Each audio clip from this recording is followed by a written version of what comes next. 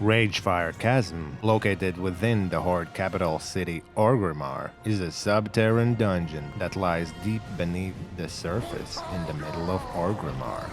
Its entrance portal is nested within the Cleft of Shadow in the Drag, accessible through a winding passage. Ragefire Chasm is the lowest level dungeon in World of Warcraft, and because it's located in the heart of Orgrimmar, it's not easily accessible to Alliance players. I'm going to run through the whole dungeon, showing a quick way to run through the dungeon. And at the end of the dungeon, I will show you how much transmog gold you can potentially earn, running this dungeon just 5 times. We will encounter 4 bosses in total. The dungeon was redesigned in Mists of Pandaria expansion. It used to have more mobs and places where mobs are. Instead now, you're basically running through the dungeon almost in a straight line and don't deviate much from the main path. That's what it feels like, at least. The bosses weren't as cool as now, but I liked it before. You could kind of navigate through the dungeon more. We get our first loot early on from these mobs. Now we're closing in on the first boss over here. This guy's torturing an orc, which is okay. So after we helping out the orc, we kill off the first boss.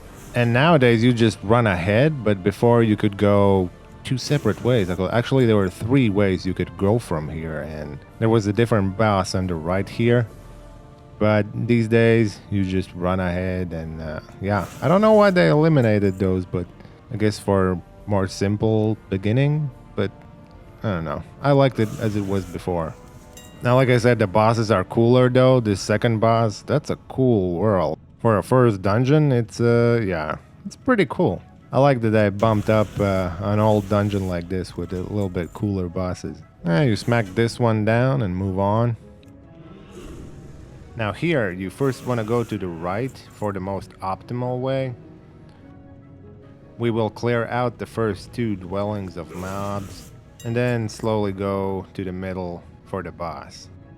This is so we don't have to walk back and forth, and we still get all the mobs for that sweet, sweet loot.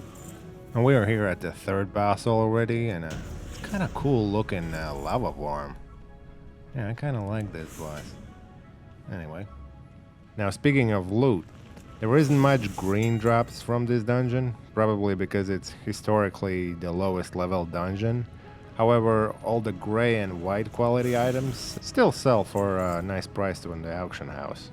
Maybe they won't be the fastest selling, but you can get lucky, and it's a good start if you're transmog selling. This last bad boy does a very dramatic entrance, but we quickly smite him down, and that's pretty much the instance. With a druid, you can do this run in 2 to 3 minutes, so it's a pretty quick dungeon. So you lock out your 10 dungeons pretty fast. And in 5 runs in total, we got items worth 31.5k gold and almost 400 raw gold. Not too bad for 30 minutes. Actually, less than 30 minutes.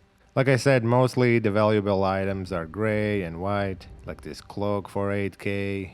Overall, I think it's worth it to run this dungeon a couple of times. It's quick and easy, no unnecessary waiting for RP elements. And you get somewhat decent items for transmog selling. They're not too bad. Alright, well that's RFC for you. Like the video if you liked it, subscribe if you found this video useful, and see you guys next time.